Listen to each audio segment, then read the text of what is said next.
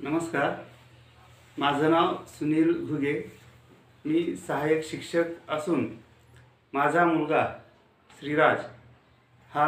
वर्ग 5वी मध्ये शिकत आहे आणि या वर्षी आम्ही PFP म्हणजे प्री फाउंडेशन प्रयोजनम या ठिकाणी त्याला क्लासला जॉईन केलं होतं। मला या ठिकाणी एक सांगावंसं वाटते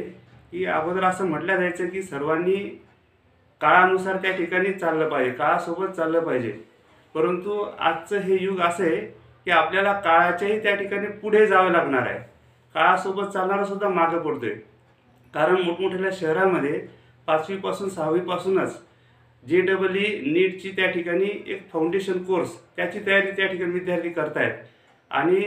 त्यांच्यासोबत जर स्पर्धा करायची असल्यास आपले सुद्धा विद्यार्थी इयत्ता 5वी 6वी पासूनच प्री फाउंडेशन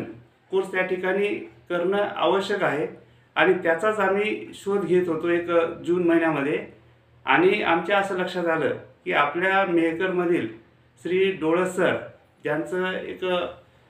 गणितासोबतच अन्य विषयावर सुद्धा एक चांगली कमांड आहे आणि आम्ही त्यांच्याकडे गेलो आणि त्यांनी सुद्धा सांगितलं की आम्ही एक ग्रुप तयार केलेला आहे, सर्व विषयाला उच्च शिक्षित असे त्या ठिकाणी अध्यापक वर्ग आमच्याकडे आहे आणि आम्ही डोळस सरांवर विश्वास ठेवून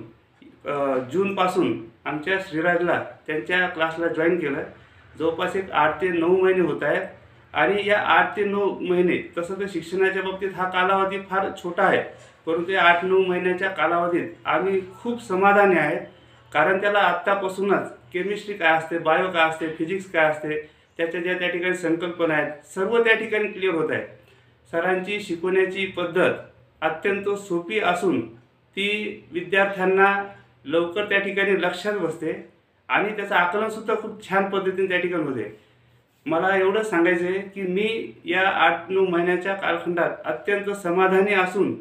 मी इतरसुद्धा पालकांना आवाहन करतो की आपण मोठ्या विश्वासाने डोळस सरांच्या या PFP फाउंडेशन जो त्या ठिकाणी त्यांचा कोर्स आहे त्या ठिकाणी आपले पाल्य त्या ठिकाणी टाकण्यास कोणती हरकत नाही।